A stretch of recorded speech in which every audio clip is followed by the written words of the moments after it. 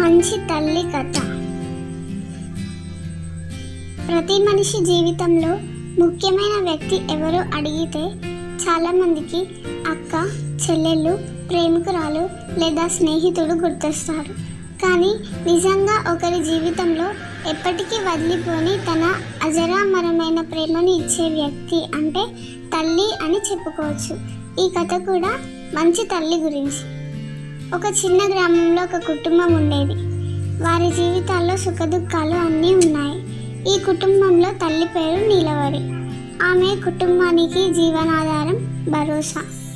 కష్టాలు ఉన్నప్పటికీ తన బిడ్డల కోసం నీలవరి ఎప్పుడూ గొప్పది చేసే ప్రయత్నం చేస్తూ ఉండేది. నీలవరి చిన్న వయసులోనే తన భర్తను మిత్రంగా కోల్పోయింది. ఆ సమయంలో చిన్నగా ఉన్న తన 2 పిల్లలతో సహజంగానే ఒక పెద్ద బాధ ఆమెపై పడింది. అయినప్పటికీ నీలవరి ఎప్పుడూ ఎవరితోనూ తన బాధలను పంచుకోలేదు. పక్కపొరుగున ఉన్నవారు కూడా ఆమె సంతోషంగా ఉన్నారని, ఎలాంటి క్లిష్ట పరిస్థితుల్లో కూడా ఈమె ఎప్పుడూ నవ్వుతూనే ఉంటుందని అనుకునేవారు.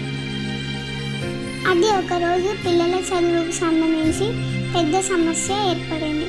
కుమారుడు రాజు ఎక్కువ చదవాలని కోరిక. కానీ ఆర్థిక పరిస్థితుల వల్ల ఏమీ చేయలేని స్థితిలో ఉండేవాడు.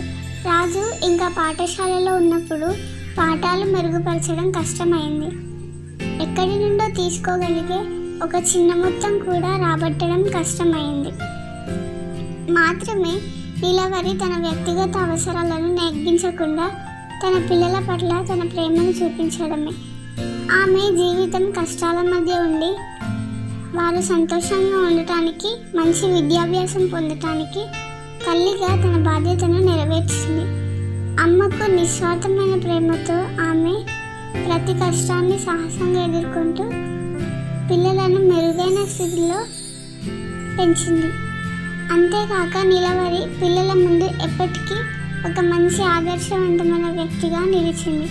రాజు తన తల్లి మీద ఎంతగానో ప్రేమాభిమానాలు పెట్టుకున్నాడు. చదువు విషయంలోనూ తల్లి ఇచ్చిన ఆప్త మార్గం వల్ల అతను మంచి ఉద్యోగం సంపాదించి కుటుంబం కోసం మరింత కష్టపడి పనిచేశాడు.